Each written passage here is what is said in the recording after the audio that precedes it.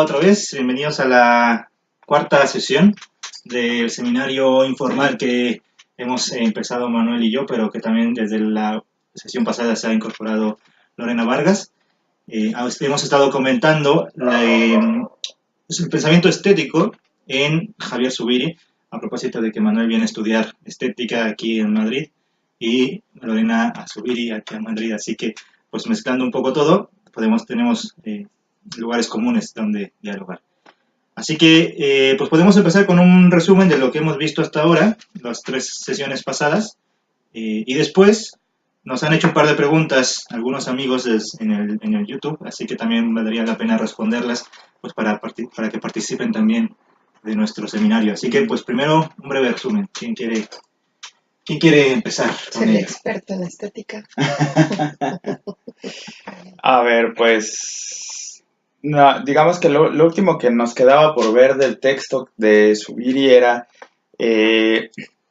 pues ya la belleza como tal, ¿no? En los primeros apartados nos habló de un poco la historia de la belleza. Ahora, digamos que ya tendremos que entender la belleza en tres estratos diferentes de los que maneja Zubiri, ¿no? Digamos, un primer estrato sería el estrato de lo cotidiano, de la cotidianidad, la belleza entendida en sus formas, en sus determinaciones históricas, en sus determinaciones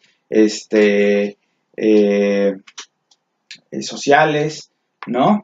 Y digamos, sus determinaciones, perdón por repetirlo, pero cotidianas, ¿no? El segundo estrato, digamos que estaríamos hablando de la belleza ya, pues, digamos, en un sentido ya estético, ¿no? Del sentimiento, y que podríamos decir que donde la belleza ya no tiene que ver nada con ningún canon, como podría ser en el primer estrato, sino que la belleza es belleza en el sentido de que pasa por un sentimiento estético, por los sentidos, ¿no? Como, los sentidos como sentimiento, hay que aclarar eso.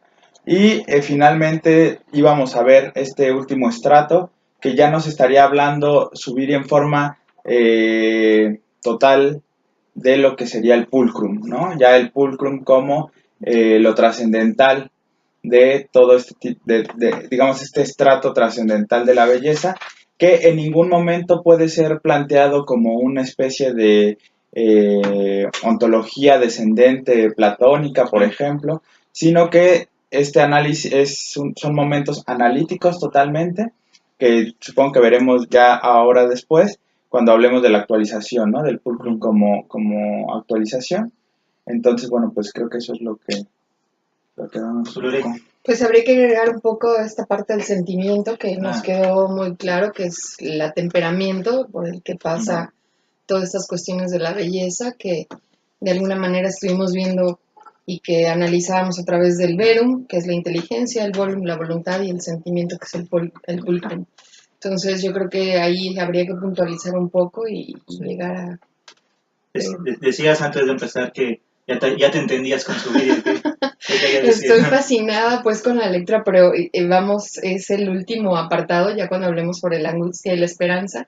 Digo que realmente me ha caído el 20, como que ahora sí nos hemos entendido un poco porque estábamos hablando como en el mismo lenguaje. Como que de pronto toda esta parte de la estética yo la veía muy por el canon del que hablaba Manuel, y me había alejado un poco de la filosofía, pero ya ahorita cuando leí el último apartado, como que nos entendimos bastante bien. Pero bueno, pues ahí está. Pues yo nada más decir, para resumir muy brevemente lo que hemos visto, es que la primera tesis es ¿qué es sentimiento? Sentimiento es el temperamento de lo real, por distinción de una pura modificación tónica. ¿Qué es el sentimiento estético? Pues es el temperamento de lo real, o de la realidad, en la realidad, por ser real, ¿no? Ese por ser real sería el sentimiento estético. Y entonces los grados o los estratos de ese sentimiento estético, que ya es lo que ha dicho Manuel, primer grado, que comparado con o cotejado con la trilogía de la inteligencia, pues sería el grado de la razón, si se quiere. El segundo grado, el grado del segundo estrato, el grado del logos, y el tercer estrato de la aprehensión primordial de realidad. Esas serían como pues, básicamente las 3 sesiones que hemos tenido. El primero, ¿qué es sentimiento? Atemperamiento en la realidad. ¿Qué es sentimiento estético? Atemperamiento en la realidad por ser realidad. Y qué es ese atemperamiento, ese sentimiento estético, pues tiene estos 3 estratos como mínimo, ¿no? Así que bueno, yo quería antes de empezar, pues, involucrar a la gente que muy amablemente ha estado con nosotros 4 horas viendo los 2 videos. Poco más, ¿no? Un poco más tal vez, sí, a propósito de esto. Así que les agradezco primero. Y quiero empezar por el primer video que subimos, que nos ha comentado ahí un amigo muy querido, Gabriel Rivera, desde México también. Nos ha puesto 2 preguntas. Así que la primera la leo y la comentamos antes de empezar con lo que toca, pues insisto, para atender a sus cuestiones y que valga la pena que nos estén viendo, ¿no? Entonces, bueno, Gabriel Rivera nos pregunta, primero dice, a propósito del asunto que señalan sobre cómo sería posible que la publicidad se haya aprovechado para infiltrarse haciendo lo que fuera un asunto del disfrute, uno de la voluntad. Así escrito. Es el primer video cuando justo Manuel hablaba de eso, ¿no? Dice él, debo confesar que a mí no me queda claro cuándo estos 3 elementos son irreductibles los unos a los otros y cuándo son convertibles trascendentalmente. ¿Podrían ayudarme? Eso es lo primero sobre la publicidad. Bueno, pues lo que habíamos dicho es que, y aquí tuvimos quizá dentro de la misma plática una divergencia, o si no fuera de la grabación, según recuerdo,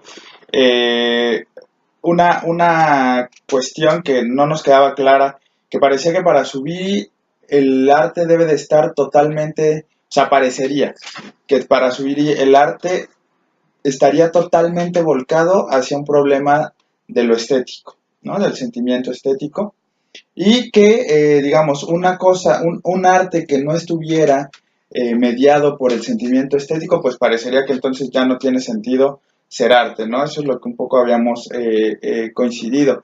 Lo que decíamos era que la publicidad,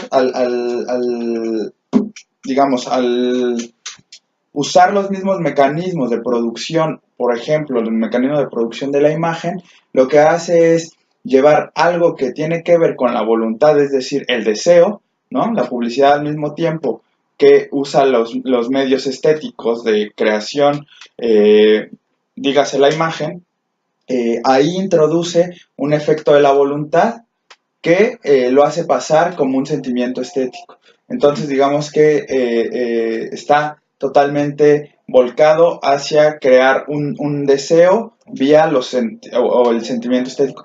El problema con el arte contemporáneo, hablando de la crítica, es que teniendo los mismos medios de producción, otra vez hablando en términos de imagen, y entiéndase por imagen no solo una cosa en segundo plano, ¿no? De 2 planos nada más, sino imagen hablando de cualquier producto. El problema es que parecía que el arte está intentando hacer lo contrario, ¿no? En lugar de llevar su imagen vía el sentimiento estético, parecería que lo está llevando vía la voluntad, ¿no?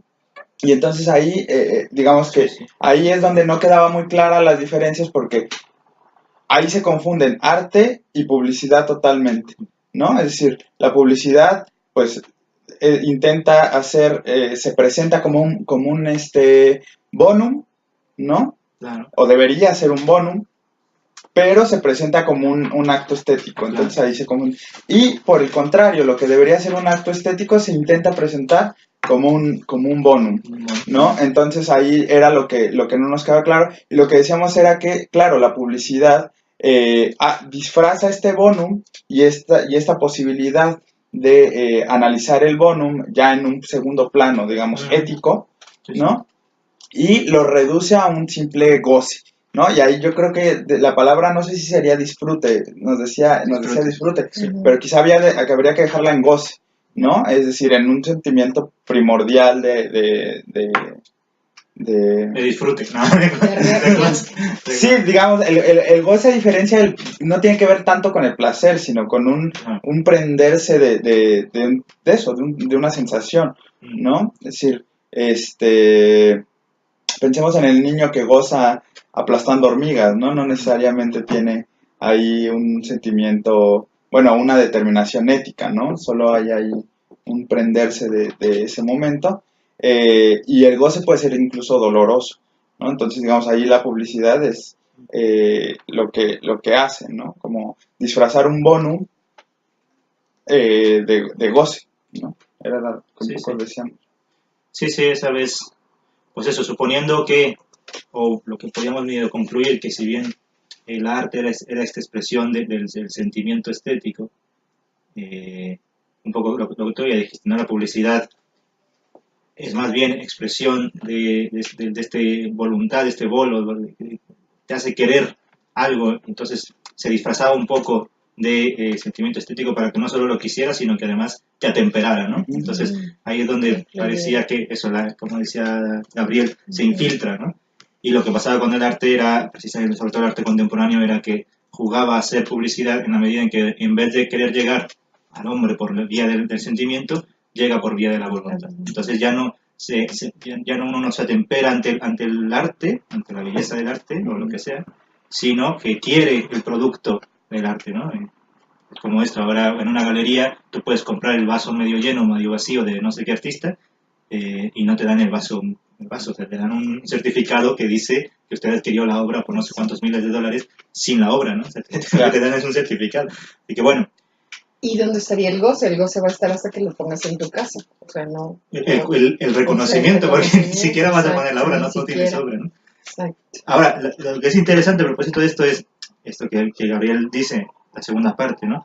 Debo confesar que a mí no me queda claro cuándo estos tres elementos, imagino que se refiere precisamente a la voluntad, a la intelección y al sentimiento, son irreductibles los unos a los otros y cuándo son convertibles trascendentalmente, porque claro, lo que está diciendo antes es, a ver, hay una especie como de crítica, si se quiere, entre comillas, que hemos estado haciendo nosotros, entre comillas, entre cómo la publicidad o el arte, uno se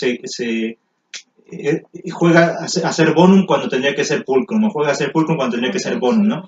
Y entonces su pregunta es, bueno, pero ¿por qué eso es un infiltrarse si son convertibles? Si son convertibles, entonces, o sea, ¿por qué claro. Entonces, si son convertibles, entonces ¿dónde está su irreductibilidad? ¿No? Es interesante. ¿Qué piensan al respecto? Si son convertibles, son irreductibles. Es interesante. O sea, si se adaptan, o él está pensando en que en el momento en el que se mezclan, o que se alcanzan a diluir unos sobre otros. Es que esa es o sea, aquí lo interesante sería la palabra de convertibles. Yo no recuerdo si Zubiri utiliza la palabra convertible o no, o la usamos nosotros porque Zubiri tiene en mente toda la teoría de los trascendentales que está en la filosofía, y son sobre todo los escolásticos los que hablan precisamente de que son convertibles, o sea, que unos convienen a otros, ¿no? Entonces, eso, ellos hablan del ente. Entonces, el ente se contrae en la voluntad como bueno, se contrae en los actos de voluntad como lo bueno, se contrae en los actos de intelección como verum, etc. Y entonces, en esa medida son convertibles uno con otro, convienen, dicen los medievales. Bueno, aún así, aunque no lo dijera, lo cierto es que sí, ciertamente en Zubiri también se puede hablar más o menos de esa convertibilidad, porque al final son modos de actualizarse, más que de mostrarse, ya dejemos la terminología fenomenológica, ¿no? Son modos de actualizarse de la realidad en función de cada uno de estos tres actos genéricos, por decirlo así, ¿no? Entonces, ¿dónde estaría la irreductibilidad? Creo que ya lo habíamos comentado, de hecho, también en la primera sesión, pero conviene repetirlo por la pregunta. La irreductibilidad estaría en que yo con el sentimiento, y yo creo que esto que decimos hay que probarlo en primera persona, o sea, no es como hay que leerlo en Zubiri o sea, hay que leerlo y ver si es verdad o no. Si no es verdad, no tiene ningún caso que lo estemos leyendo, más que sería un prurito intelectual.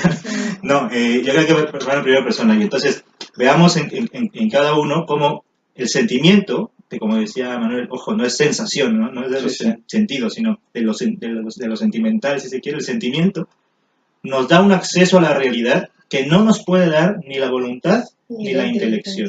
Eso yo creo que ahí está el grado de irreductibilidad. O sea, yo con la inteligencia no accedo a la parte bella de la realidad. O sea, con lo que accedo es a la parte verdadera, inteligible. Ahora, que eso inteligible, el teorema de Pitágoras o el que se quiera, me parezca elegante y bello, como se dice hoy mucho en los libros de divulgación y tal, claro, eso ya no lo da la intelección, sino lo da el sentimiento.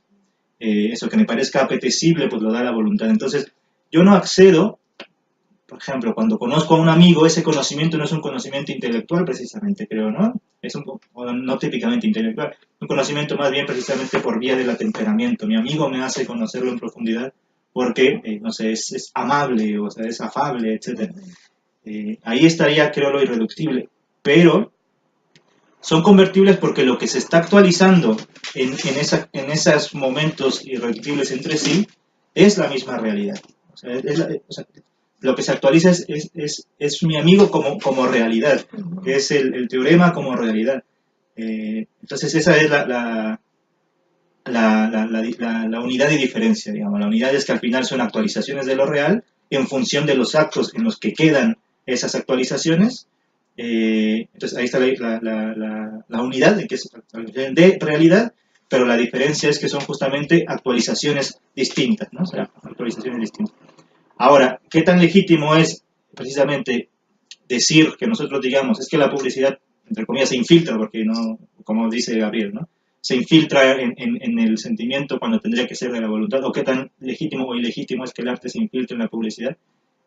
Ahí está pues una pregunta fuerte precisamente, porque si son actualizaciones de la propia realidad, ese infiltraje no es una cosa oculta, ¿no? O sea, vamos que... Tendría que ser evidente.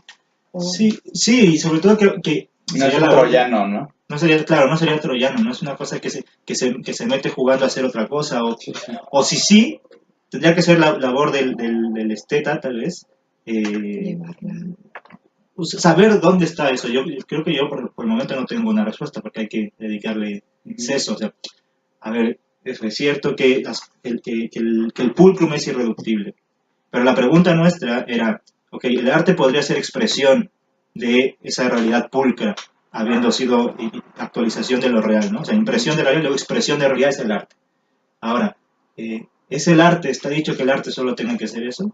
Ahí es donde tendríamos. Exacto. Entonces, si no está dicho que el arte tenga que ser eso, entonces no hay tal infiltraje. O sea, el arte puede jugar a llegar tanto por la vía del sentimiento como por la vía de la abolición, o incluso por la vía de la intelección, que es de hecho como hoy juega el arte conceptual. Y es eso lo que hablábamos, ¿no? O sea, que parecía que Zubiri no resuelve, al menos en este texto,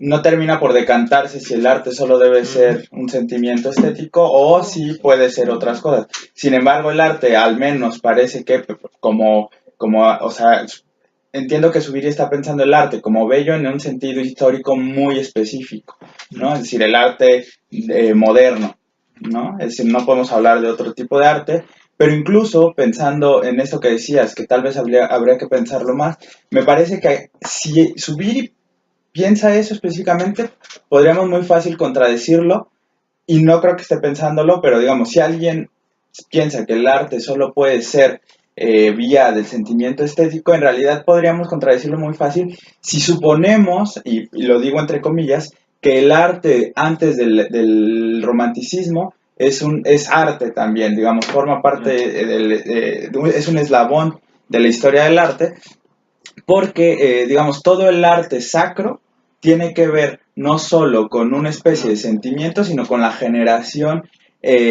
intelectual, pero también con la generación de la voluntad. Es decir, es todo un, ¿cómo se llama? Un constructo. Sí, un constructo, pero hay todo un proyecto, digamos, de que esas imágenes que pasan vía el sentimiento estén determinando también la voluntad, ¿no? Y la inteligencia. Entonces ahí claramente se muestra que la potencia, bueno, más bien, ahí se muestra, digamos, lo primero, ahí podríamos quizá probar lo que tú decías, que el intelecto, es decir, que la realidad se nos presenta como unidad, ¿no? Y en ese sentido, digamos, el genio del artista radica en, a partir del sentimiento, sublimar toda la realidad como sentimiento, claro, ¿no? Y entonces afectar todas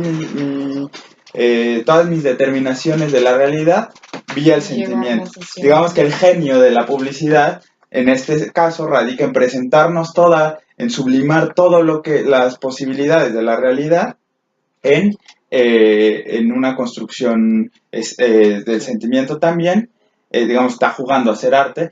El único problema quizás sea de la publicidad es que, digamos, tiene otras determinaciones éticas, ¿no? Sí. Es decir, por sí mismo el ejercicio de la publicidad no es malo, lo hace el artista, claro. ¿no? Es decir, éticamente no es malo, ni éticamente podría ser reprochable, etcétera, ¿no? Ni siquiera Zubiri podría atreverse a decir, no, que la publicidad no haga porque pues es una forma de actualizar la realidad. Pero creo que ahí, digamos, en un segundo análisis, ya en un análisis ético y político, pues claro, ahí sí, ¿no? Sí. El problema de que el arte, de que la publicidad sublime toda la realidad como una forma de voluntad, pues es el problema de que nos está determinando a una posibilidad nada más de la realidad. Ahí está justamente, creo, la clave, porque, como has dicho, la realidad se actualiza como unitaria, ¿no? Como una unidad. Y eso es muy suberiano, precisamente. En la inteligencia sentiente, por ejemplo, a propósito de la intelección, dice, a ver, los sentidos, los 5 sentidos que él dice, como 11 o una cosa así, los sentidos no son como se ha creído, como los sintetizadores de la realidad. O sea, le llega a la realidad por el tacto, por la visión, tal, y después el sentido común los unifica, ¿no? Dice, no, es justo lo contrario, son analizadores de la realidad. O sea, la realidad aparece toda ella unitariamente a mí como persona, o sea, en el acto de intelección. Claro, y entonces cuando yo pongo atención en el acto de tocar, entonces ahí lo que hago es analizar la actualización unitaria de la realidad. Pues un poco pasa, creo lo mismo, justamente con estos tres grandes actos, el sentimiento, la volición y la intelección. La realidad se actualiza toda ella en su unidad, pero ello no obsta para que, haciendo un análisis, digamos así, reflexivo o filosófico, si se quiere, de segundo orden, es saber, bueno, ya que la realidad ciertamente se actualiza toda ella como unidad, pero si hacemos el análisis, la realidad se actualiza para el sentimiento así, para la intelección así. Claro. Entonces decimos que no encontramos tan fácilmente la parte donde se diluyen. Claro, exacto. Porque estamos hablando de una unidad. Sí. Y en ese sentido, por eso no cabría hablar de infiltramiento, porque no es o sea, digamos así, la filosofía no está para prescribir. Entonces decir, no, la publicidad tendría que llegar por aquí y el arte tendría que llegar por acá, ¿no? Está primero para describir. Claro. Entonces, en el análisis, ¿cómo se presenta la realidad? Pues toda ella unitaria y entre ella la publicidad. Y entonces, ¿qué va a hacer el filósofo? Pues ver que de la publicidad llega al sentimiento, que llega a la intelección y que llega. Eso sí, así que eso es cierto. Interesante, ¿no? Interesante. ¿Algo más que agregar sobre esta cuestión? No, bueno, nada más pensar que si el arte se presenta como apariencia o la publicidad como apariencia, no es en un ejercicio de pues esto que decías, de primer orden, ¿no? Es decir, ese análisis valorativo del arte como apariencia o de la publicidad como apariencia vendría en una reflexión de segundo orden, ¿no? Porque el arte en realidad se presenta como una realidad más, ¿no? Sí. Entonces, digamos, analizar el arte desde principios es decir, como este análisis, como una historia de la mímesis o de la representación, solo cabe si se piensa como un estudio determinado, un estudio específico del arte y no como un estudio específico. Es decir, si se piensa solo como teoría del arte y no como teoría estética. Sí, claro. De hecho, hacer una teoría del arte no es idéntico a hacer estética. No. La estética es mayor, ¿no? Como decíamos al inicio.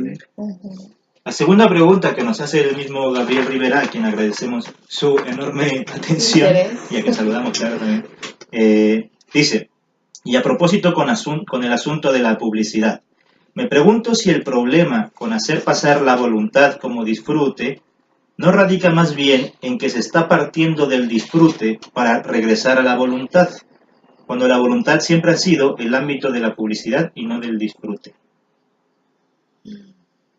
A ver, ¿puedes repetir? Repite la pregunta, por favor. A propósito con el asunto de la publicidad, volviendo a eso, ¿no? Me pregunto si el problema con hacer pasar la voluntad como disfrute, entiendo que por disfrute está entendiendo la fruición, ¿no? Hacer pasar voluntad como sentimiento. Si el problema con hacer pasar la voluntad como sentimiento no radica más bien en que se está partiendo del sentimiento para regresar a la voluntad, cuando la voluntad siempre ha sido el ámbito de la publicidad y no del sentimiento. Ya. Creo que el disfrute es un momento más pequeño que la voluntad, ¿no? La voluntad ya es un acto más pensado, más reflexionado, más. Entonces pasar de uno a otro, yo creo que sí implica.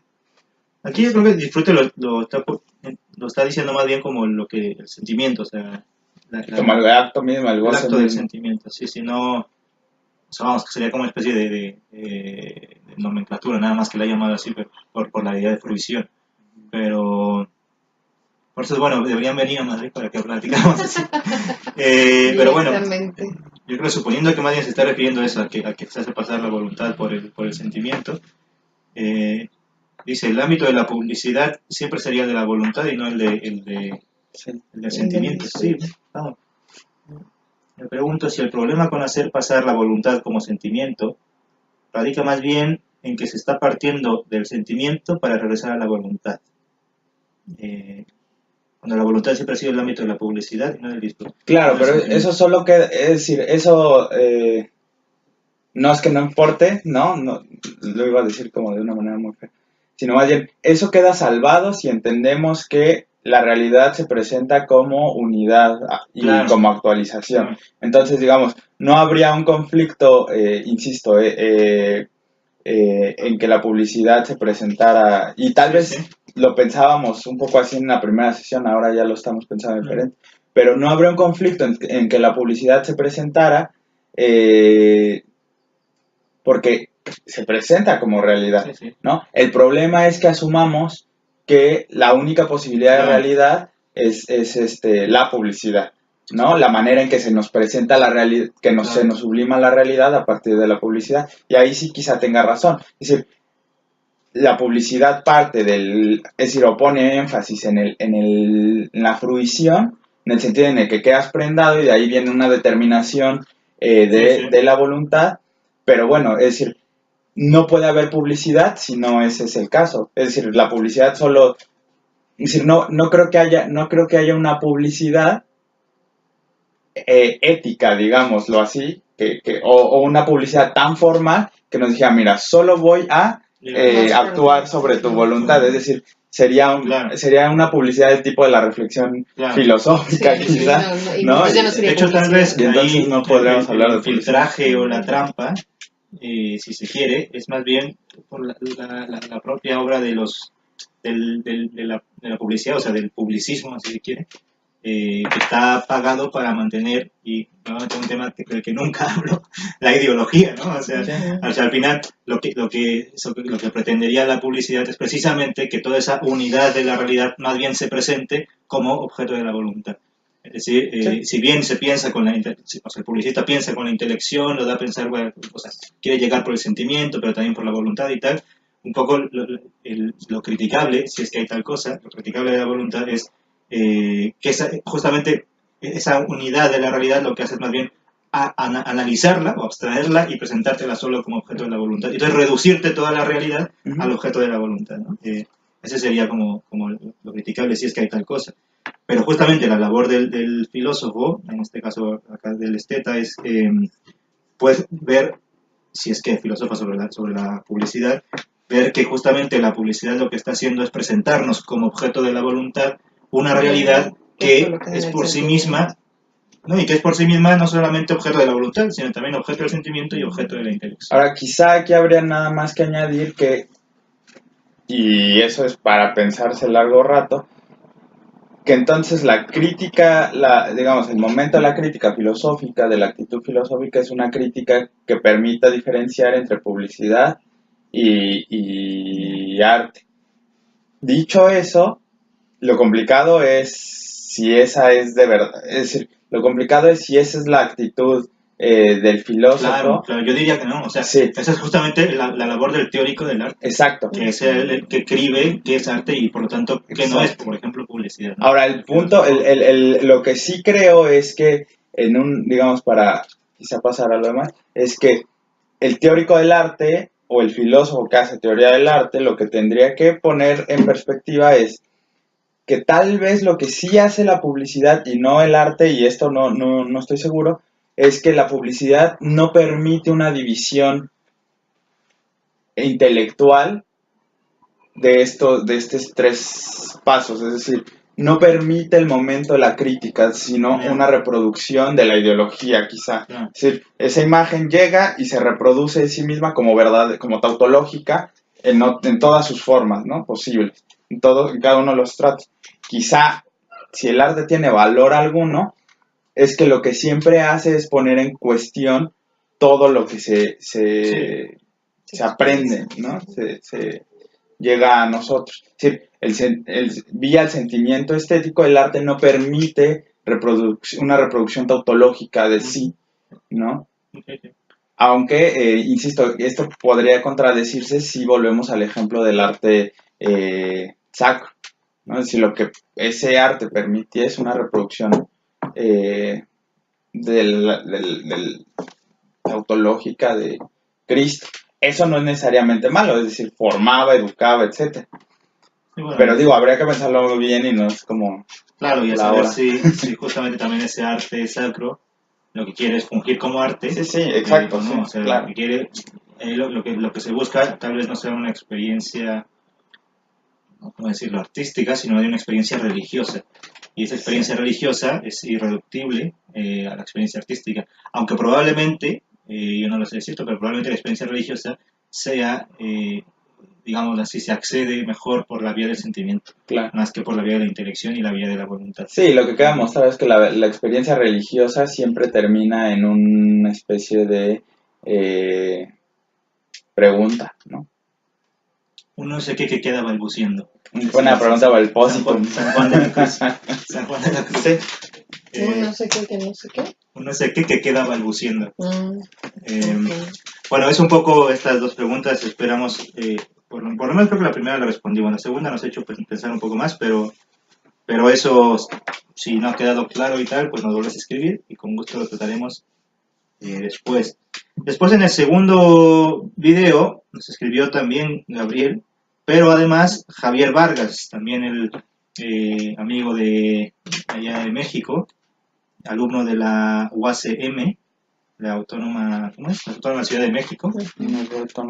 Y nos escribió hace 4 días, dice: hola, yo quisiera preguntar, por cierto, hola Javier, si el arte es un atemperamiento de la realidad, por lo que por ser real es bello, entonces, en esos términos, ¿creen que lo científico puede ser una categoría de lo artístico, entendiendo el arte como una expresión de la realidad? Ya que si bien lo bello es un estrato de lo sentimental y por tanto de la realidad, el proceso científico utiliza los mismos mecanismos y representa lo mismo en las ciencias. ¿Qué dicen, chavos? El arte y la ciencia. Pues es que tendríamos que... A ver. Aquí el problema quizá es que caeríamos en un relativismo analítico, ¿no? Es decir, partiendo de que la realidad se presenta como unitaria, tiene razón en lo que está diciendo, ¿no? Es decir, la ciencia y el arte, pues son expresiones, ellas, de la realidad, ¿no? No tiene ningún sentido diferenciarlas en principio, digamos, como expresiones. Es decir, son expresiones. Ahora, en un segundo momento, lo que sí le podríamos decir es que la ciencia, aún a pesar de que trabaja o de que puede estar determinada por inclinaciones estéticas o de que puede estar determinada, lo veíamos con el ejemplo de Einstein, o de que puede estar determinada por inclinaciones volitivas de cierta cuestión, pues la ciencia, como ciencia, solo tiene una manera de ser probada, es decir, solo tiene una manera de ser corroborada como realidad, es decir, se nos presenta como realidad, como actualización, pero ya en un análisis, la única forma de corroborar la ciencia dentro de la realidad misma es por la vía intelectual, no hay otra. No, por el sentimiento. Exacto. Por la abolición. Sí. Por la misma petición que hace la ciencia, que es una especie de demostración, ¿no? Ahora, el arte, pues ahí sí, pues podríamos decir un poco lo mismo, suponiendo solamente que el arte es parte de la vía estética, del sentimiento estético, ¿no? Sí, ahí, eso, bueno, el ejemplo de Einstein creo que era más o menos claro, o sea, para empezar, aquí cuando dice que la ciencia es, ¿creen que lo científico puede ser una categoría de lo artístico? No. O sea, si bien ambas son expresiones de realidad, ¿no? Luego de ciertas impresiones de realidad, estas expresiones son irreductibles la una de la otra y son... tengo que conectar ahí. Olvidé ese pequeño detalle. Nada, que sí. Aquí me he quedado... Listo. Ahí, ya. Bueno, era un problema técnico de la computadora, había que conectarla.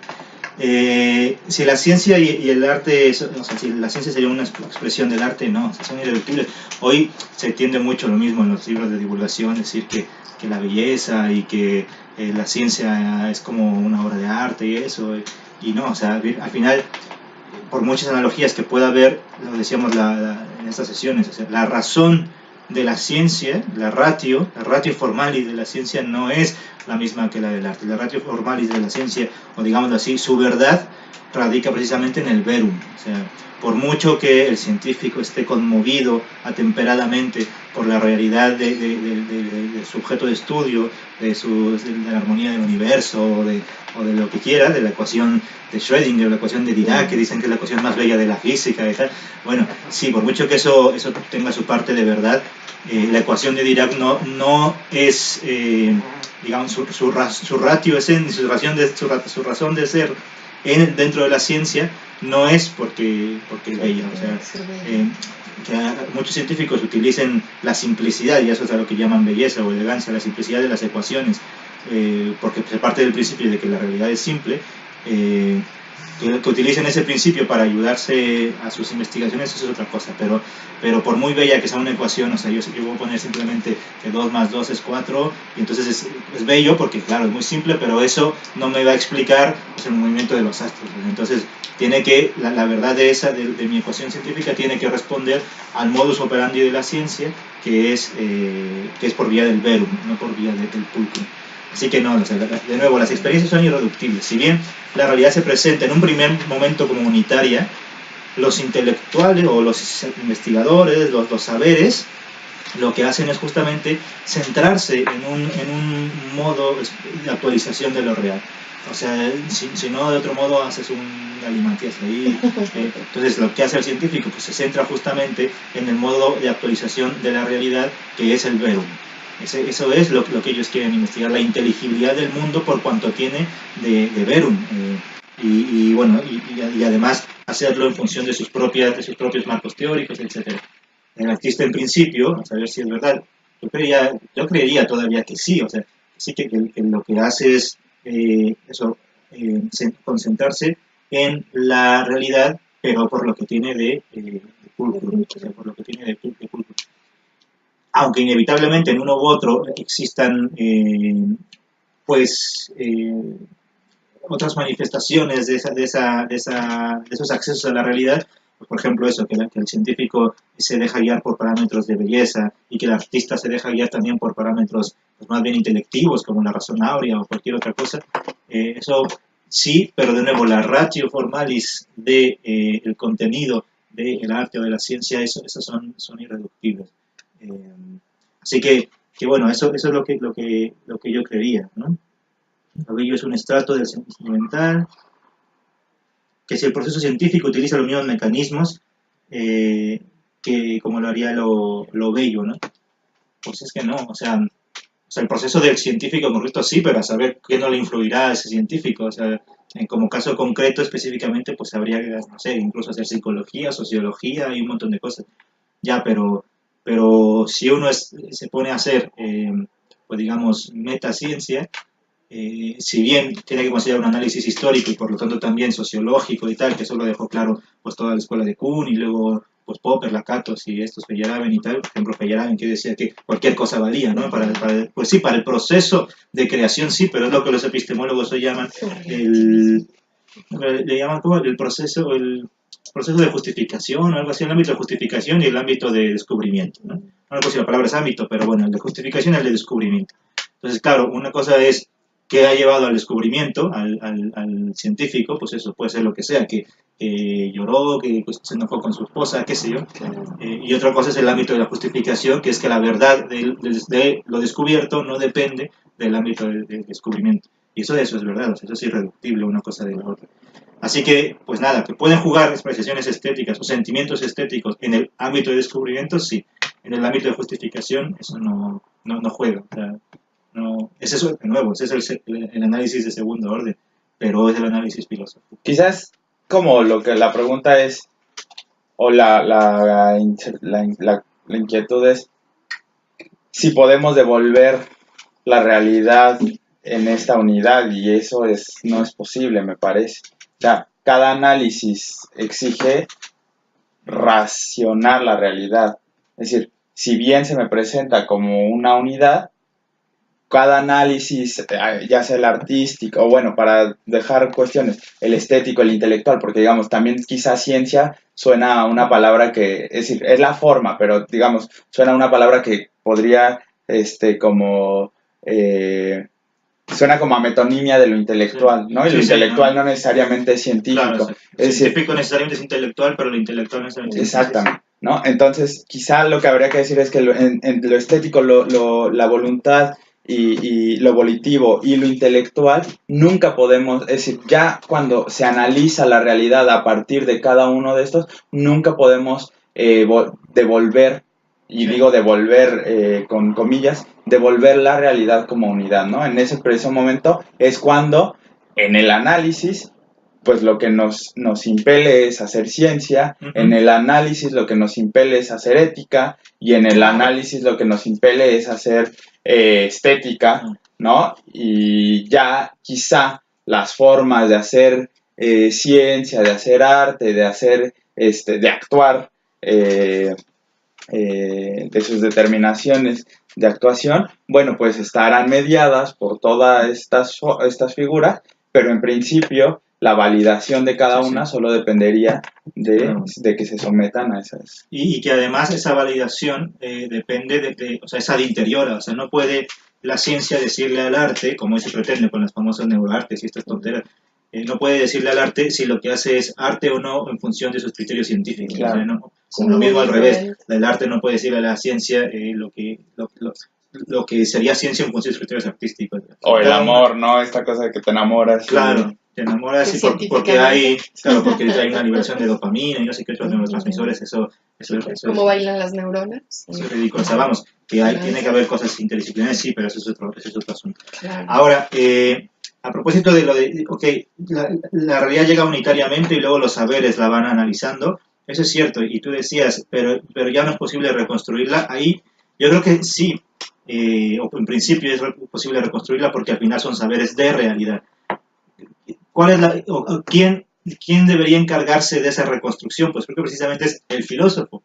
El filósofo, concretamente el metafísico, un tipo de metafísico al menos, que es precisamente el que, si entendemos como hoy se suele hacer, que metafísica es un estudio de la totalidad de lo real, se escribe así como una teoría general de la realidad, le llaman, pues bueno, precisamente es el filósofo el que tendría, con justa razón, que saber de arte, que saber de ciencia y un montón de expresiones más de la realidad para, en la medida de sus posibilidades, digámoslo así, reorganizar muy groseramente hablando esa realidad en un discurso teórico más o menos coherente. Ahora, que ese discurso tenga que ser cerrado y tal o absoluto en sentido hegeliano, no, eso no es el caso, aunque lo intentara Hegel en su momento y con sus razones históricas de ser. O sea, hoy eso no se puede en sentido absoluto. Que entonces haya que renunciar a esa tarea, eso también me parece una estupidez y una ingenuidad. O sea, no hay que renunciar a la tarea, solo que hay que pensarla con las herramientas de nuestro tiempo, ¿no? Eso sí, pero es la labor justamente del filósofo. Si bien saber que la ciencia es irreductible a tal, porque está colgada en el ámbito de la actualización intelectiva de la realidad y el arte en el ámbito que si bien el filósofo sabe que cada una de estas cosas está analizando, ¿no? Ese es el primer momento del filósofo, el análisis descriptivo, si se quiere, del estado de cosas, ya. Pero el segundo, o sea, la filosofía no puede ser únicamente descriptiva, porque entonces no llegaría a ser explicativa, claro, no llegaría a ser propositiva, nada, ¿no? O sea, si bien es la primera labor del filósofo es describir, no es la única labor. Es decir, es atenerse en los hechos, si se quiere, pero no es detenerse en ellos. No hay que detenerse en ellos, pero no detenerse. Entonces, el segundo movimiento, si se quiere, o por lo menos un momento ulterior, ciertamente ya no sería filosofía primera, pero todavía metafísica y pendiente de la filosofía primera hecha del análisis descriptivo. El segundo movimiento, por lo menos un movimiento ulterior, es justamente la unificación en un sistema filosófico, el sistema no quiere decir cerrado, insisto, en un sistema filosófico que articule coherentemente todos estos saberes. ¿Es posible esto en nuestros tiempos? Bueno, pues Zubiri lo hizo, ¿no? En nuestros tiempos me refiero, en el 83 murió, y lo hizo precisamente con todo esto. Y no es un saber absoluto a lo Hegel, no es una suma teológica a lo medieval, nada de esto, ¿no? Así que es posible, sí. Yo creo que de hecho esa es la gran valía del filósofo y la gran necesidad de los filósofos hoy en día. Así que bueno, eso por parte de la pregunta de Javier a propósito de las ciencias y el arte. Y la última pregunta, también nuevamente de Gabriel Rivera, que nos pregunta en esta ocasión, dice: tal vez se nos está pasando el hecho de que el último tomo de la trilogía Sentiente, Zubiri define, o sea, en el último tomo de la trilogía Sentiente, Zubiri define lo que para él es progreso, porque aquella vez estábamos debatiendo, ¿no? En la última sesión debatíamos lo del progreso, claro, y que si progreso significaba mejor que otro y tal, y que decíamos que era más bien profundidad y tener más accesos a la realidad y tal. Entonces, dice él que en el tercer tomo de la trilogía Zubiri define lo que es progreso. Dice: confieso que mis estudios no han llegado hasta ahí. Por lo pronto, me pregunto si no hay progreso en el hecho de que, al hacerse presente la formalidad de realidad en nuevas reactualizaciones, no se hacen también presentes nuevas probabilidades de encontrarse con esa solución que en un principio se representaban como insuperadas. No sé cuál es que se está refiriendo. Bueno, yo creo que en efecto hay entrega de posibilidades, pero también hay que considerar que ciertamente hay toma de probabilidades. No hay progreso en el hecho de que el hombre se pueda hacer siempre más presente en el mundo. Un poco, si logro entender un poco la idea, es, pues de nuevo, que volver a la categoría de progreso, ver que Zubiri sí está tratando eso y que justamente no es la idea moderna de progreso. Y además dice que sí, como a ver, es casi como diciendo, es claro que en el hombre hay progreso porque sus modos de hacerse presente en el mundo son cada vez más, o sea, más pero lo está definiendo como entrega y toma de posibilidades. Sí. Dice posibilidades y luego probabilidades. Yo no sé si hay diferencia, posibilidades pero es palabra de Zubiri, pero sí, probabilidades no. Pensemos que se refiere a posibilidades. Entrega de posibilidades, pero también hay que considerar que ciertamente hay toma de posibilidades. Sí, o sea, en Zubiri es eso, la historia es como, no sé, tradición tradente, no sé qué cosa dice, pero bueno, en sentido literal, pero el punto es que es dice transmisión tradente, algo así. Es una entrega de posibilidades de las generaciones pasadas a las presentes, justamente una toma de posibilidades y por lo tanto, claro, actualizas esas posibilidades y por lo tanto de nuevo es una entrega, o sea, es una entrega por parte de los otros, tú lo tomas y luego, claro, tú entregas. Entonces las posibilidades no son arbitrarias, ¿no? Se van sumando o montando por lo menos unas sobre las otras. Eso y modificando además. Eso sí, y ciertamente en función de eso, a la pregunta, ¿no hay progreso en el hecho de que el hombre se pueda hacer siempre más presente en el mundo? Sí, yo creo que sí. Y por eso me he traído, porque estamos en mi casa, la parte donde Zubiri define el progreso, y en alguna parte, porque aquella vez nos salió el progreso y decíamos, no es lo que dice Hegel, ¿no?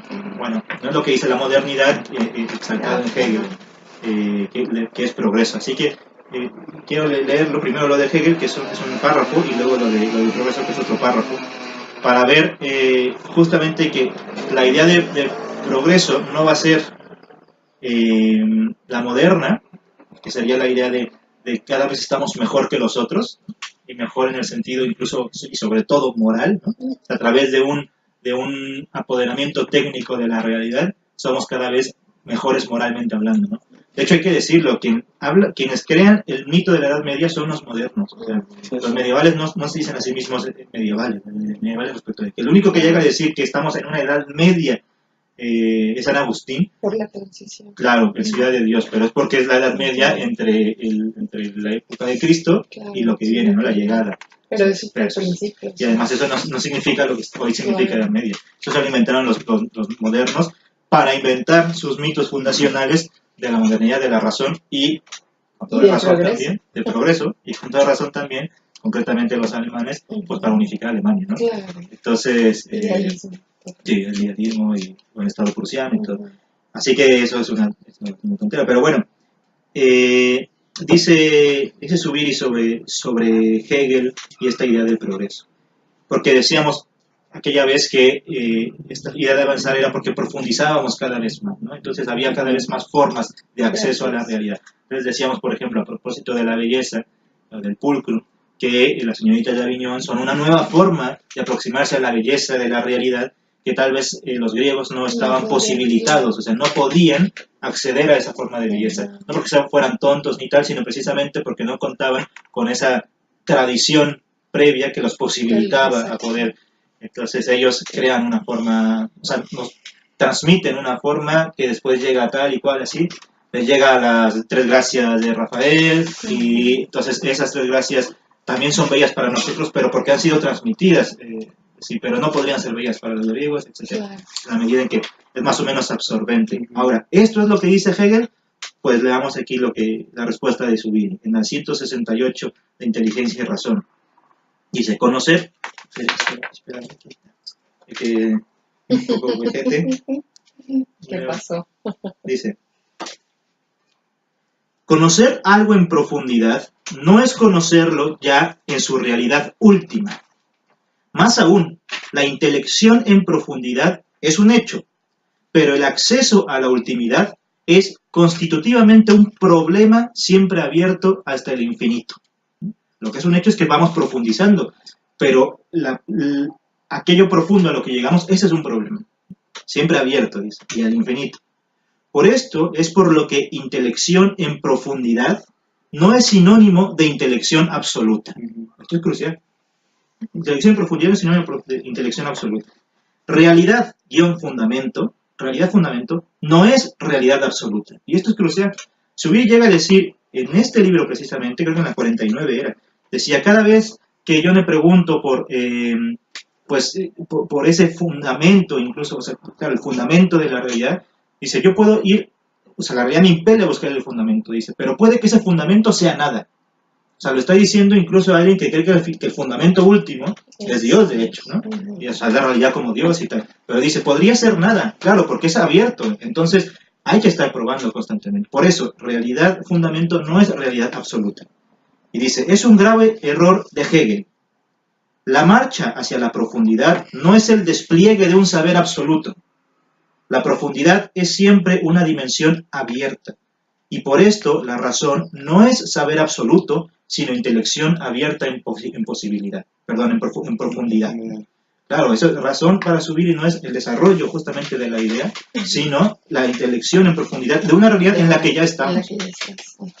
Así como el campo de lo real está constitutivamente abierto, del mismo modo el Asia profundo a que lo campal nos remite es un Asia constitutivamente abierto también, ¿no? Siempre puede ser un Asia más profundo, digamos.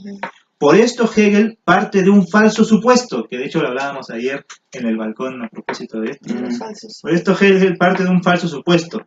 Pensar que lo real, él decía la idea, en mayúscula, pensar que lo real es la clausura de lo absoluto. De suerte que cada una de las realidades no serían sino momentos de esta clausura última. Claro, para Hegel la idea está completa en sí misma. Pasa que no sabe que está completa. Por eso la enciclopedia de las ciencias filosóficas la termina con la proposición esta de Aristóteles, en la que Dios es el saber que se piensa a sí mismo, ¿no? Claro, y además lo cita en griego, cosa que nadie hacía en ese momento, ¿no? Así que claro, para Hegel, pues ¿qué es el Dios de Aristóteles? Es la intelequia, o sea, la perfección que ya tiene su fin en sí mismo.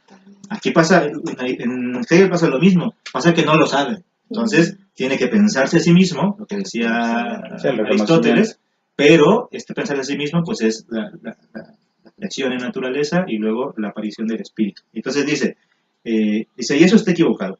Esto es inaceptable, dice Zubiri. La realidad es constitutivamente, o sea, no solo de hecho, sino constitutivamente abierta.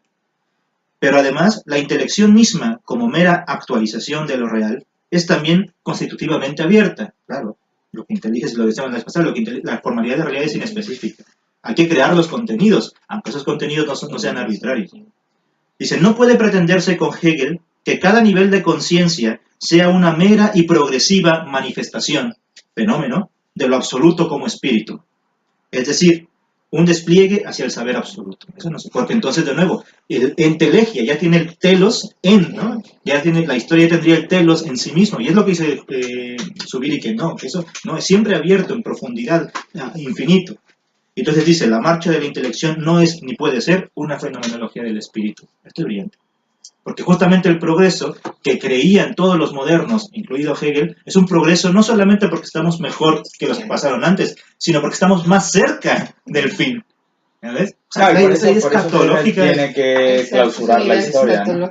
¿Tiene que qué? Clausurar la historia. Sí. Es decir, porque digamos, la siguiente, la crítica materialista dirá, a ver, sí, claro, pero la técnica también va modificando las formas de percepción de la realidad. Sí, sí. ¿No? Es decir, los celulares, aunque nos escondan muchas otras cosas, nos revelan otras y eso va de alguna manera modificando las percepciones de lo real. Entonces no puede haber una clausura de la historia, sino incluso jugándole al progreso, habría un progreso todavía mayor. Claro, más abierto. ¿No? Cada vez más abierto, es que es eso, o sea, yo creo, no lo dice Zubiri, pero yo creo que justamente esa apertura significa en sentido radical que conforme más profundizamos, no solamente que nos damos más cuenta de que es abierta la realidad, sino que es cada vez más abierta. Es decir, cada vez que abro un nuevo acceso a la realidad, ahí se abren más accesos. O sea, una especie de cosa fractal, una cosa así, ¿no? Infinita. Sí, sí. Por ejemplo, la técnica, el internet o los móviles o esto, no solamente me da un nuevo acceso a la realidad, que en sí mismo es cerrado, y ahora buscarle otro acceso, no, es que nos abren un modo acceso a la realidad que es por sí mismo abierto, y entonces ahora ya no solamente tengo móvil, sino ahora tengo teléfono inteligente, y ahora tengo acceso al internet todos los días, entonces o sea, cada vez es cada vez más abierto. Entonces, la idea de progreso moderna, que es lo que yo decía, hay que dejarla de lado, porque incluso la crítica al progreso es una crítica al progreso postmoderna, es decir, moderna pero post, ¿no? Es que eso ya hay que dejarlo a un lado, porque supone que progreso, y eso es lo que hay que criticar precisamente, que progreso no es solamente estar montado sobre los anteriores, recibir sus tradiciones, sino además más cerca del fin. Y eso lo hace hasta Marx, o sea, Marx dice, cada vez estamos más cerca del comunismo, ¿no? O Nietzsche, más cerca del superhombre, de a su manera, claro, a su manera, pero siguen siendo modernos todos ellos. Entonces aquí no estamos más cerca de nada, o sea, lo que estamos haciendo es profundizando cada vez más. O sea, cada vez estamos más en la apertura de la realidad y cada vez nos es más abierta. O sea, cada vez que digamos, si hubiera un fin, y cada vez que nos acercamos a él se aleja más, por decirlo así, porque no hay tal fin, ¿no? Por eso es una especie de convergencia y tal. Bueno, ahora es justamente lo que vamos a ver con la idea de progreso, donde lo define. Única parte donde dice progreso Zubiri. Dice, la verificación, hablando de cómo la razón tiene que, dice, la razón tiene que verificarse. ¿Y qué es verificar? Dice, el verificar es ir verificando, o sea, ir tanteando de a poco, ir profundizando. Entonces, la verificación, dice, es dialéctica, no solo por su momento de progresiva adecuación, ojo, ya es progresiva adecuación, es decir, esa adecuación no es la clásica adecuatio rei ad intellecto, claro, es poco a poco. Entonces yo por eso, más que adecuatio, sería una especie de convergencia, lo llega a decir por ahí, no, una convergencia, ¿no? Asintótica, si se quiere. Ahora, literalmente eso es lo que significa adecuatio. Adecuatio no es igualdad, adecuatio es hacia la igualdad, que es diferente. Lo que pasa es que, claro, la gente pierde, son como decía Nietzsche, ¿no? Los conceptos son como troqueles, van perdiendo el troquel de las monedas y tal. Entonces, nada, pero adecuatio es adecuatio, hacia la ecuación, no es la ecuación. Bueno, pues no solamente es progresiva, no solo por eso la verificación es dialéctica, sino también, y más radicalmente, por su intrínseco carácter. Es una marcha de lo verificable y de lo inverificable hacia nuevos esbozos. Esbozos tienen un sentido técnico, pero aquí, grosso modo, digámoslo, son hipótesis sobre lo que es la realidad en su fundamento, que tenemos que ir probando, por decirlo grosso modo, ¿no? Es la dialéctica, y dice él, sugerencia-esbozo. Hay una sugerencia de la realidad, yo creo un esbozo, y ese esbozo tengo que irlo verificando. Verificar es ir verificando. Claro, cada vez. Y si cada vez es más abierta, cada vez hay que verificarlo más. O sea, cada vez que sabemos más, vamos sabiendo menos, por decirlo así. La intelección racional es un ir esbozando en y desde una sugerencia, y un retrotraerse del esbozo a la sugerencia para nuevos esbozos. Claro, la realidad es la que me impele a generar esbozos, y luego tengo que retrotraer ese esbozo a la propia sugerencia para ver si se adecua o no a él. Y entonces es un nuevo esbozo y otra vez. Entonces, para subir y siempre, por eso lo vamos a ver, esperamos llegar ahí, la realidad es positividad, o sea, positividad no solamente que alegre todo y es el mejor de los mundos posibles, no. Positividad es que es un pósitum, o sea, está puesto, toma posiciones. Entonces siempre, no es como en Heidegger el ocultamiento, y entonces lo que tiene que hacer el Dasein es desocultar, no, porque para empezar, aletheia ni siquiera significa desocultar, o sea, no es desvelamiento, es sin velos, y no es lo mismo des que sin, o sea, el des es una acción que hay que hacer, el sin es que la cosa ya no la trae, así que es ridículo, bueno, entonces eso, pues para subir es positividad, bueno, y dice todavía más, subir. Esta dialéctica, dice, es dialéctica de razón sentiente, y esto es crucial, que sea sentiente. Precisamente no es la razón absoluta de Hegel, no es la razón pura de los modernos, aquí no hay nada de puro. Aquí la razón es sentiente, tiene que volver a la realidad a probarse. Y además, no es ir a la realidad, no, volver a ella porque fue la realidad la que impulsó a la razón. Y entonces la realidad tiene que volver, o sea, la razón tiene que volver a la realidad y ir así, esa es la dialéctica, es la dinámica. No es un proceso psicológico, sino que es un momento intrínseco y formal de la intelección racional en cuanto tal. Es el modo mismo de inteligir en marcha dialéctica de sugerencia-esbozo.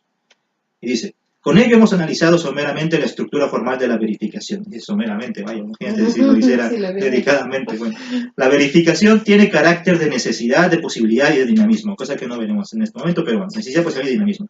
En sí misma, la verificación tiene un momento de suficiencia, que la ha llamado antes consecuencia, concordancia y convergencia, tiene un momento de suficiencia y un momento de excedencia.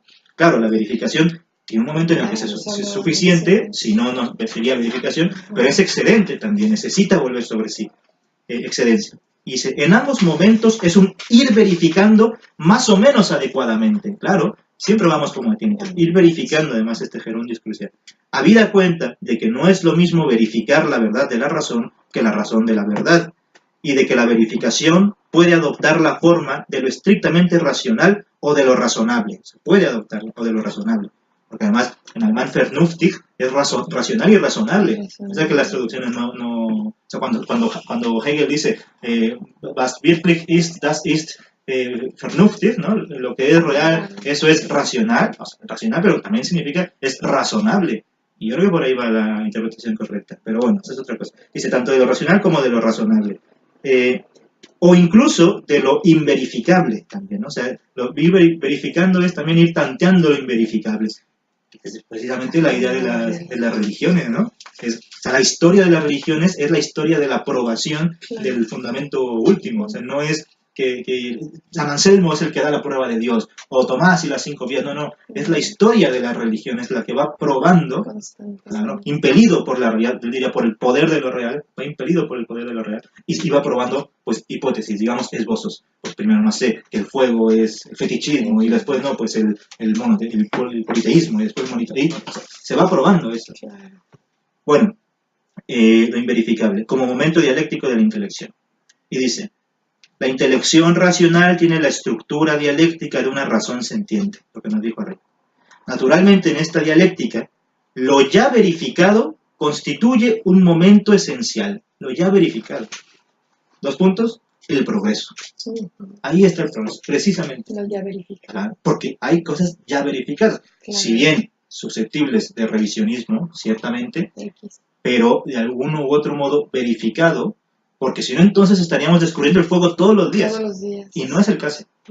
Yo decía la vez pasada, a propósito del progreso y la pregunta que nos hace Gabriel, ¿Quién de nosotros ha probado que la Tierra es redonda? Nadie. Sin embargo, estamos instalados. ¿Por qué? Porque somos idiotas. No, porque es el proceso necesario, necesitante, posibilitante y dinámico de la propia historia. Así es. O sea, y eso es justamente el progreso. Entonces, no es un acercamiento a la ultimidad de lo real, a la realidad absoluta, ¿no? Pero sí es una profundización en la realidad fundamento, a la realidad fundamento. Eso sí, que realidad fundamento no es realidad absoluta también. Ahí está precisamente el La progreso. realidad en cuanto a que si la vida es real, no solamente si le preguntamos a Yuri Gagarin o a Verónica Stranovska, ¿no? Y a los otros ya no, porque ya no estoy segura de que hayan ido. Me queda la duda, ¿no? Y hay otra forma, no Neil solamente, Armstrong y todos los no demás. solamente verla desde fuera. Hay formas, bueno, sí. cómo inciden los rayos del sol y tal, Claro. los eclipses, todo. Bueno, en fin. Sí. El punto es ese, al final, eso es progreso. Lo ya verificado constituye un momento esencial de este ir verificando progreso. Por eso, yo, entre otras cosas, incluso el progreso podría ser el mismo ámbito de... Sí, el progreso podría ser solamente tomado como el acto de actualización.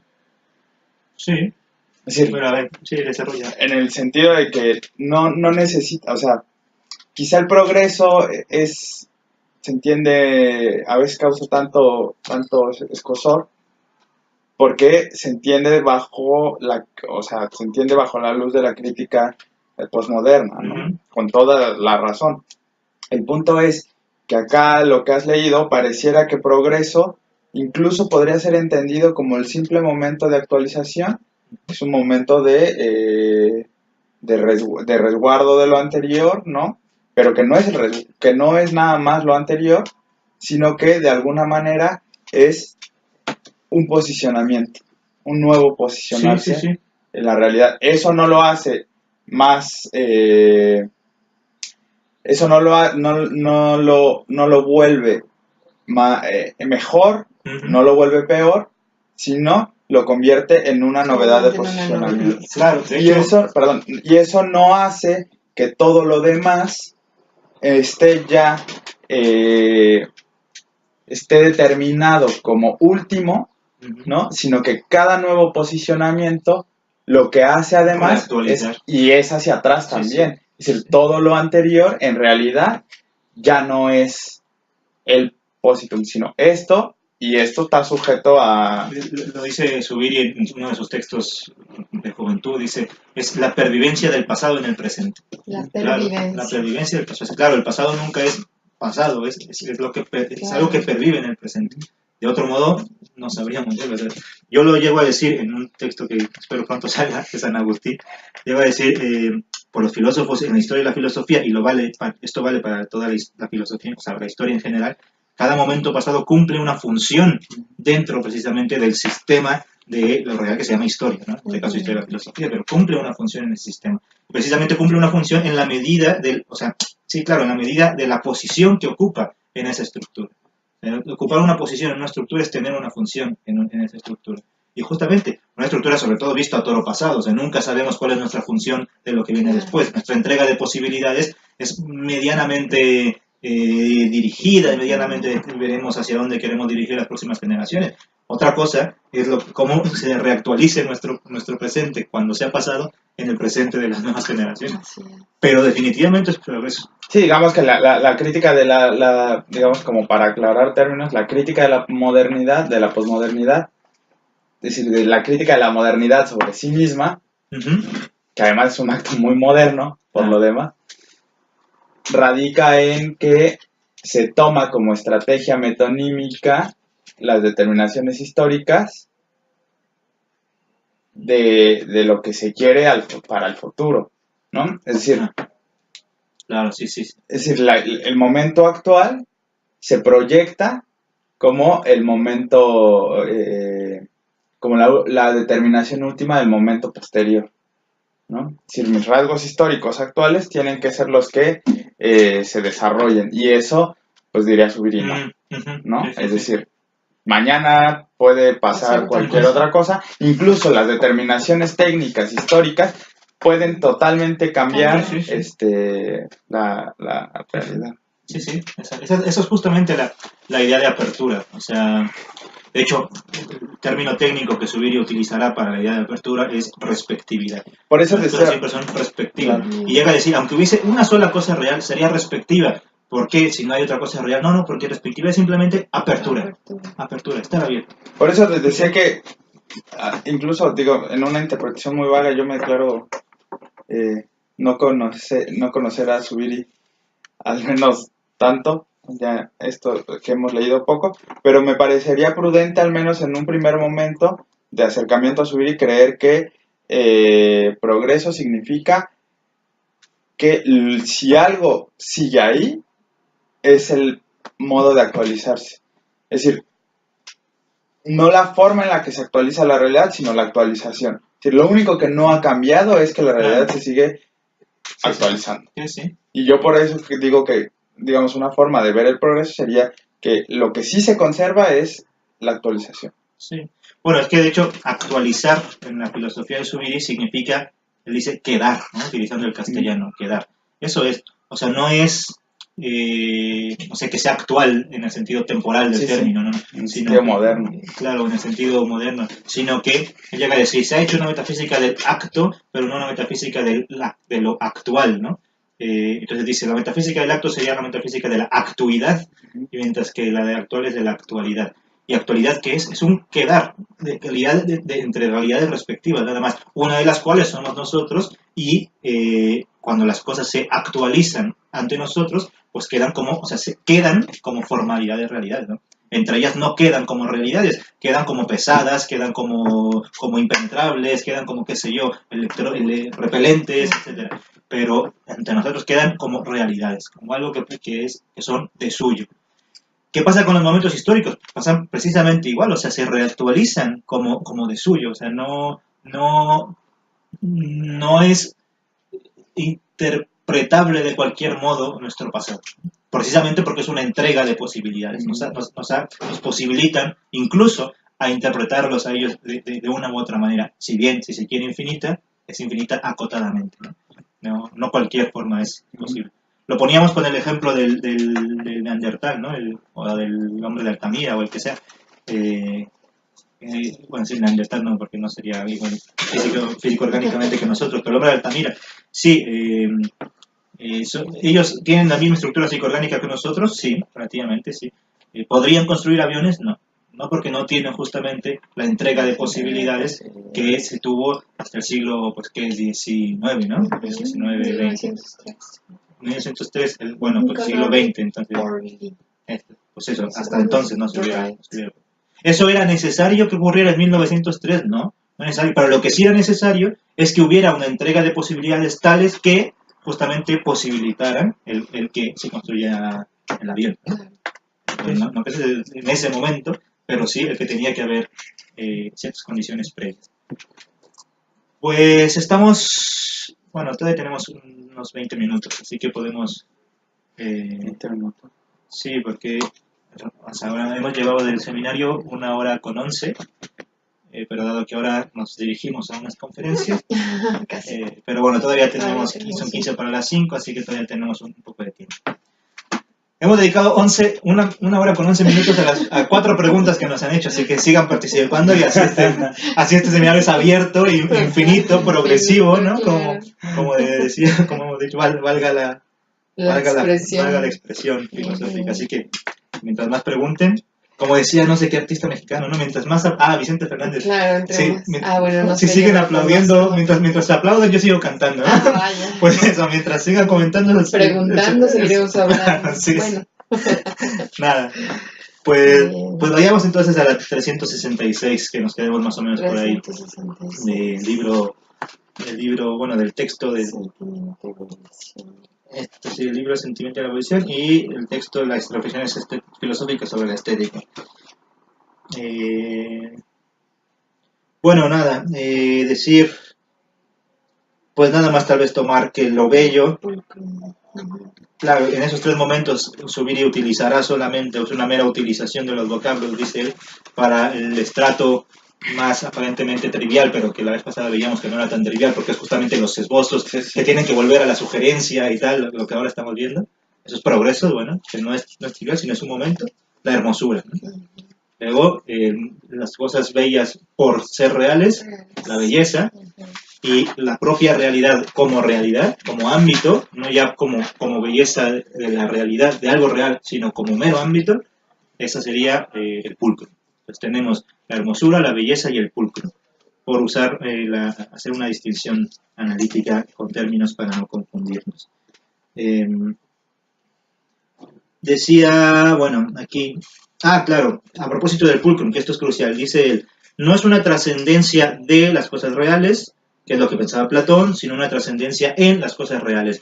Aquí este de, que está subrayado, bueno, en itálicas, yo pondría, como muchos otros pondrían más bien, una trascendencia a las cosas reales, que es lo que pensaba Platón, sino una trascendencia en las cosas reales. Esto lo está diciendo porque justamente está diciendo que el pulcrum como ámbito de realidad no es una cosa, eso, trascendente a las cosas, que luego hay que unificar, y Platón dice que es con la metexis y esto, y quién sabe que sea la metexis, nadie lo sabe, pero bueno, entonces, pues no sé, los neoplatónicos dirán que es la emanación y tal, que también que sabe que sea la emanación, ¿listo? Por eso tienen que utilizar literatura, entonces si es como la luz y tal, te acercas, ya, pero ¿eso nos dice algo? Bueno, aquí dice, no es una trascendencia a, o sea, el pulcrum, digamos, la belleza metafísica no es una trascendencia a las cosas, sino una trascendencia en las cosas. Ya está. O sea, en las cosas hermosas y en las cosas bellas. Ahí está el pulcrum. No hay que irse a otro mundo para pensar eso, ¿no? Más bien, en tanto las cosas son bellas, pueden ser hermosas. Claro, y en tanto que son pulcras, pueden ser bellas y pueden ser hermosas, claro. Sí, o sea, cada momento envuelve al anterior. El momento del pulcrum envuelve el momento de la belleza, y la belleza envuelve el momento de la hermosura. Entonces, por transitividad, ¿no? El pulcrum envuelve a la hermosura, ¿no?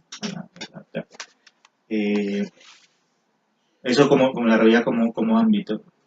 Y luego empieza a sugerir algo ahí sobre la limitación. Dice, ¿pero en qué página estás? 369, ahora. Que dice algo sobre la limitación. Dice, la limitación no es en sí misma una fealdad, pero es el principio que la hace posible. Porque dice incluso, o sea, no solamente que todo sea bello y lo feo sea una ausencia de belleza, ¿no? Sino que las cosas pueden ser metafísicamente feas, ¿no?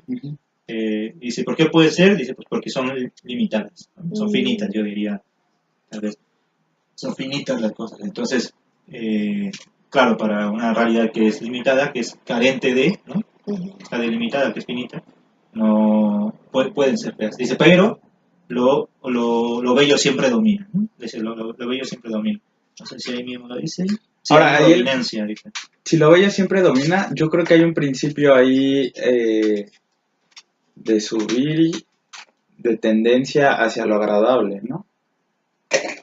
Yo, la primera lectura que hice, sí me da a pensar como que es una especie de prejuicio teológico, sí. Que está interponiéndose. Sí, que está diciendo como, claro, es lo bello, porque lo bueno y lo verdadero siempre dominan sobre el otro. Es probable, o sea, puede que como persona sí, pero filosóficamente eso es cierto. Si lo pensamos más a fondo, yo creo que no necesariamente. Yo creo que incluso, o sea, no sé si prejuicio como tal, pero presupuesto de que el hombre siempre intenta negar la... ¿cómo se llama? Intenta negar el malestar, pues. Yeah. ¿No? Es decir, lo bello es bello, lo bello siempre predomina, en tanto el hombre intenta negar pues sí, su malestar en el mundo, ¿no? O bueno, pero no sería eso una disposición psicológica más que filosófica. Yo creo que la respuesta, no sé, lo digo y lo podemos discutir, es precisamente la idea de positividad, que justo salió con lo del progreso. O sea, para subir, insisto, aparte yo coincido con él, la realidad es positiva, o sea, es posición, es afirmación siempre.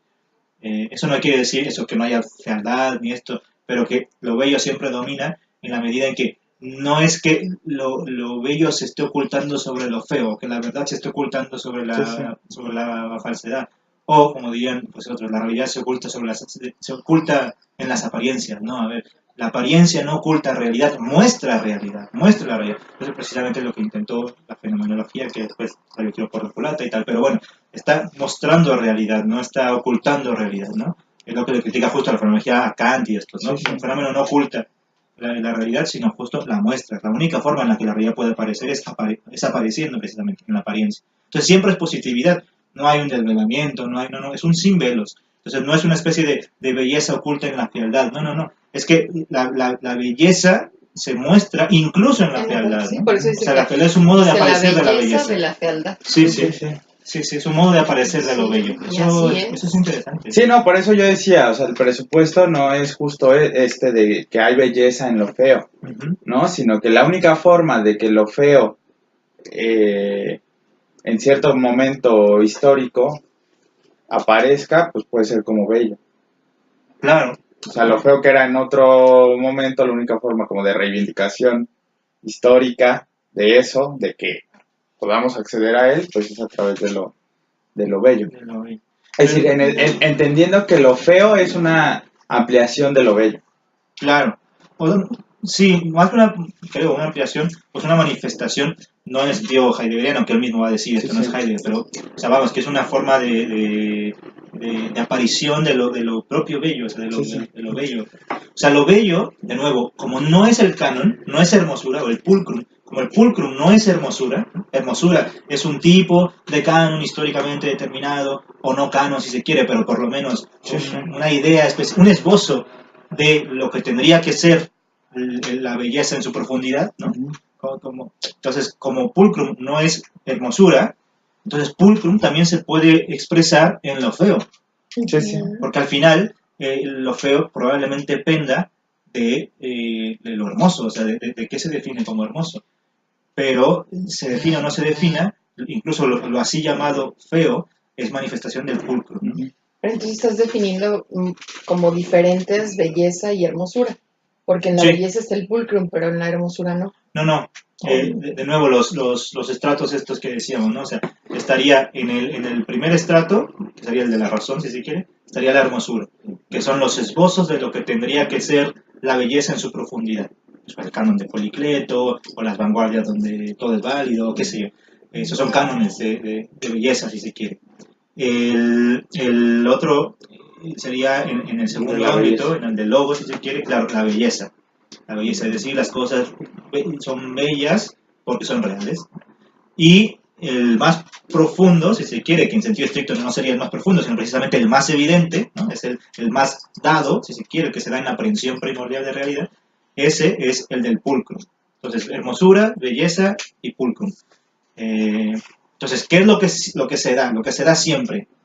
Por eso decíamos, aquí parece que está construido al revés, hermosura, belleza y pulcrum, cuando justo lo que hace en la trilogía es al revés. Porque lo que siempre se da es el pulcrum. O sea, las cosas, claro, la realidad como temperante. Cuidado, porque se puede romper la... Sí, ya está un poco nada. ¿Sí? Nada, ¿te doy? Sí. A ver si que, a ver, bueno, un poquito ahí. Porque, eso, la belleza, eso, hermosura, belleza y pulcrum, ¿no? Entonces lo que es dado es el pulcrum, el ámbito de la realidad como atemperante. Ahora, ese ámbito de realidad como atemperante, cuando lo que atempera, digamos, no es el ámbito, sino la cosa real, es bello. Y el contenido de esa cosa, pues como bella, dependerá de lo que se haya dicho en la historia, si se quiere, o en el canon, de lo que es lo bello, o sea, lo hermoso, ¿no? Y eso no tiene conexión con el pulcrum. Es decir, no es que se descubra una esencialidad del pulcrum. Claro, exacto. ¿No? O sea, sino la forma de entender en ese momento el pulcrum. Pero, o sea, sí, no, porque no es arbitraria, de nuevo, es un ir profundizando. Sí. Y seguir profundizando, como tú bien dices, no es pues no es llegar a que ahí está el pulcrum, ¿no? Dado. Entonces, cada vez conforme avanza la historia, pues más nos dedicamos a lo que es bello en sí mismo, ¿no? Esa es la idea de progreso que justamente es la que hemos criticado. Sí hay progreso porque, no porque te acerques a esa idea, sino porque hay nuevas formas de profundización a lo bello. Entonces, lo que para los griegos era bello, pues no sé, era la mímesis o el Policleto o lo que fuese. Esas formas son esbozos que han sido sugeridos por la realidad, pero que hay que volver a ellas, y entonces ya pues viene el Renacimiento o lo que sea, y el gótico y tal, y vienen las vanguardias. Entonces cada vez esos son esbozos que se van montando unos en otros. Entonces no es de acercarse a la esencia de que se llama pulcrum, no, sino es justamente ir entrando más en ese ámbito que es el pulcrum de realidad.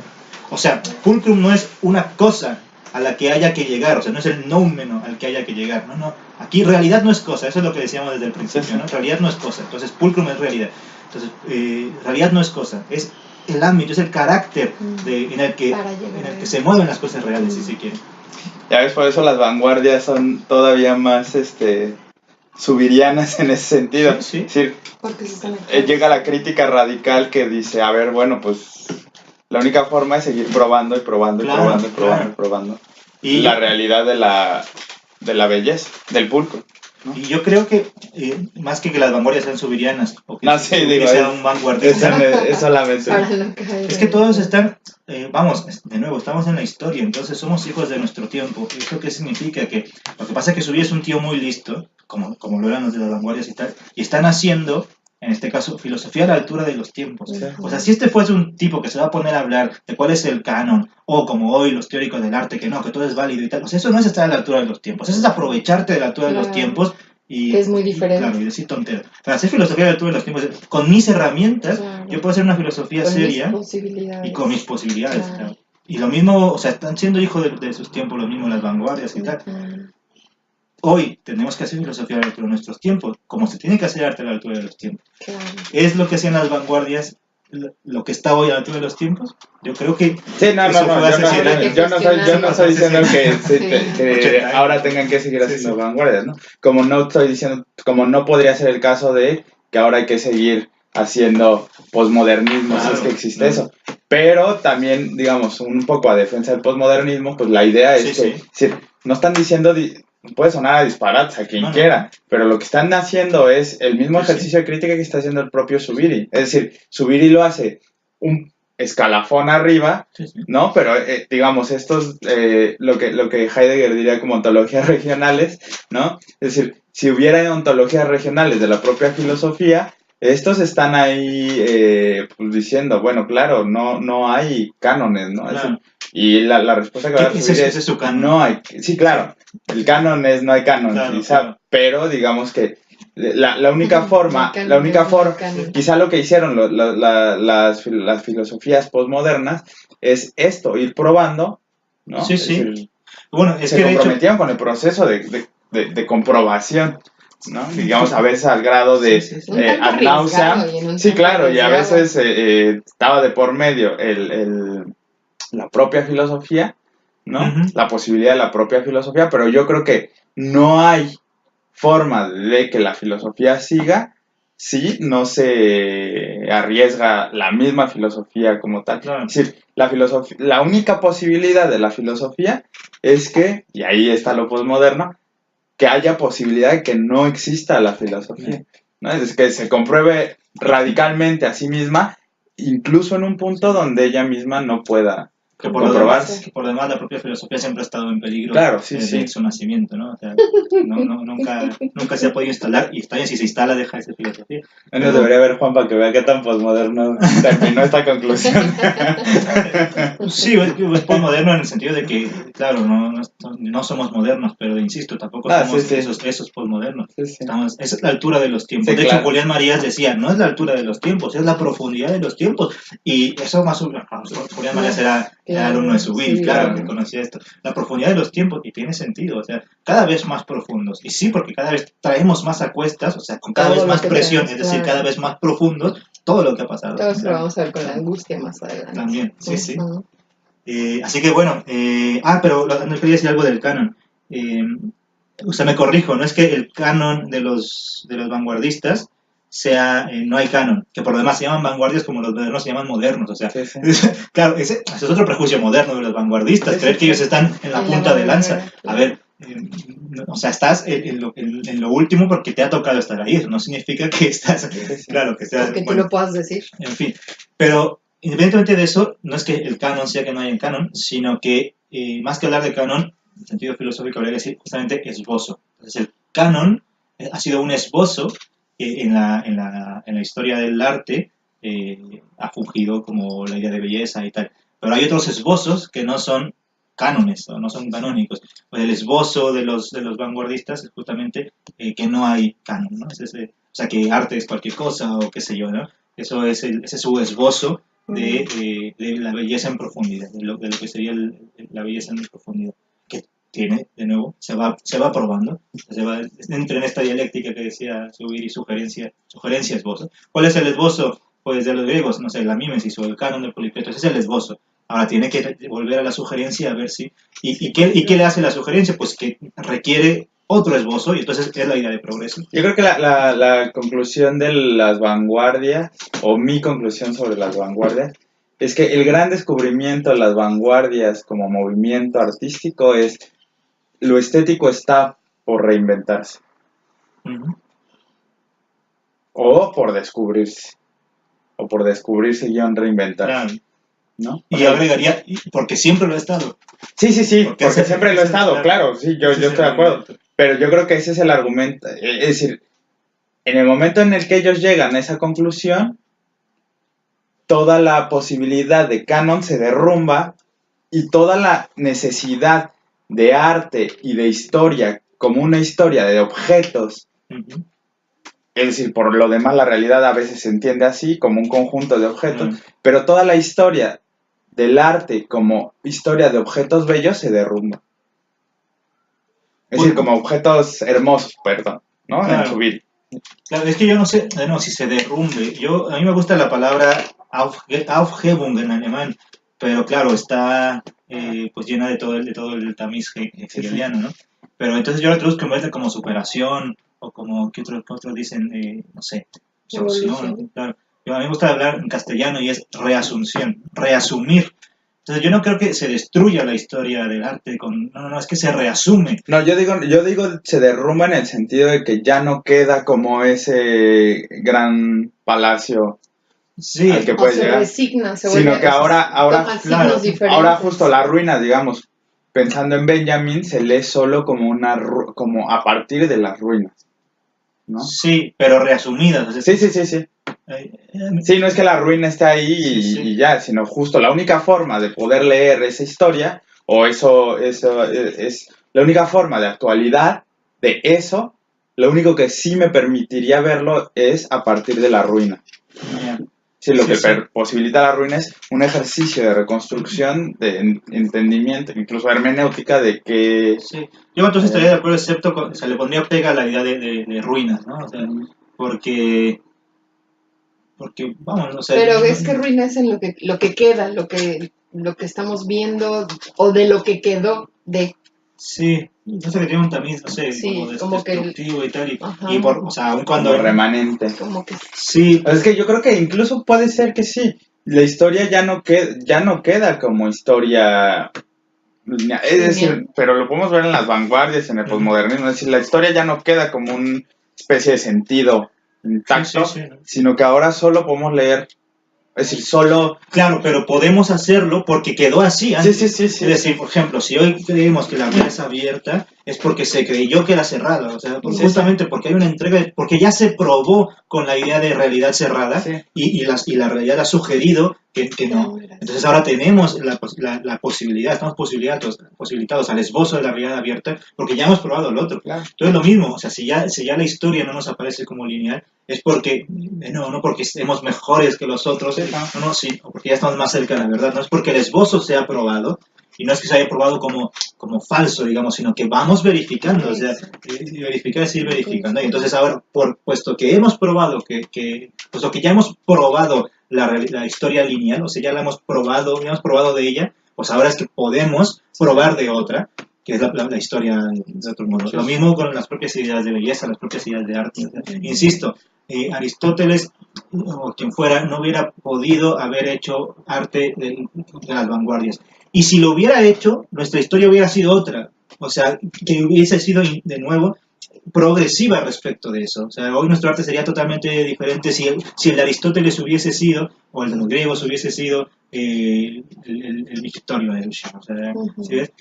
Pero no fue ese. ¿Qué fue para ellos? Pues Mimes y ya. Y eso fue lo que fue posibilitando el que, dado que ya probamos que era eso, o sea, ya probamos de eso, ahora podemos probar que el migitorio sea una obra de arte. Eso sí. O sea, por eso insisto, más que eso ya ha quedado en la ruina, o sea, una destrucción, o como sea, es más bien... Esa fue la posibilidad. O sean modos metafóricos de hablar, o lo que sea, pero es justamente lo posibilitante, ¿no? O sea, lo necesitante y lo posibilitante de ese dinamismo que es la propia historia. Entonces, insisto, no porque sea determinado por la idea o por Dios de Hegel, ¿no? O sea, no es que Aristóteles, los griegos tenían que pensar así para que entonces pensáramos nosotros así. No. Es que, dado un punto de inicio, arbitrariamente el que sea, no sé, el que Aristóteles haya querido, entre comillas, porque ellos también están puestos en su historia, pero suponiendo que la historia parte de ahí, si el inicio hubiese sido otro, estaríamos en otro punto. Sí. Pero ese otro punto no sería nuevamente caprichoso. Dependería de las posibilidades entregadas. Quizá más pensándolo como en la genealogía de Nietzsche, ¿no? Como cuando Nietzsche empieza a pensar la historia. Sí. Bueno, eso es lo que se entiende ahí por genealogía también. Sí, pero digamos, no es esta historia de progreso que tenía que necesariamente de predichos, sí. ¿no? Tenía que llegar ahí, sino más bien, pues la historia es accidentada, etcétera. Claro. Y eso no hace que donde estamos sea causal, sino que incluso nos permite corroborar todavía más. Sea casual, ¿no? Claro. Este desarrollo de la historia. Sí. Y entender los prejuicios que están detrás de él. Claro, y entendernos más nosotros, que es un poco la idea de la hermenéutica primera, por lo menos, antes de que se convirtiera en toda esa interpretación. Bueno, pues nada, al final comentaríamos la próxima ocasión la unidad de los tres estratos y ya de ahí concluir, si es que no hay más preguntas, concluir que, bueno, es eso que tú decías de la angustia y la unidad de los tres estratos. No, pero tú te fuiste al apéndice, ¿no? Sí, las fuentes espirituales de la angustia y la esperanza, ¿no? Ese es un apéndice. Sí, lo que pasa es que como habíamos dicho que hasta el 92, pues yo me seguía. Sí, ¿no? Ese es otro texto, pero si quieres lo proponemos para el siguiente... Porque será que yo le entendí, eso sí le entendí a los demás, ¿no? Para el siguiente, bueno, ahí tengo la historia y la esperanza de Pedro Laín Entralgo, que tendrías que leer médico, alumno de su vida, tal vez vas a ver. Pero bueno, por lo menos hasta la 392, que es la conclusión. El otro es otro texto, se podría comentar, pero ajenamente a esto, ¿no?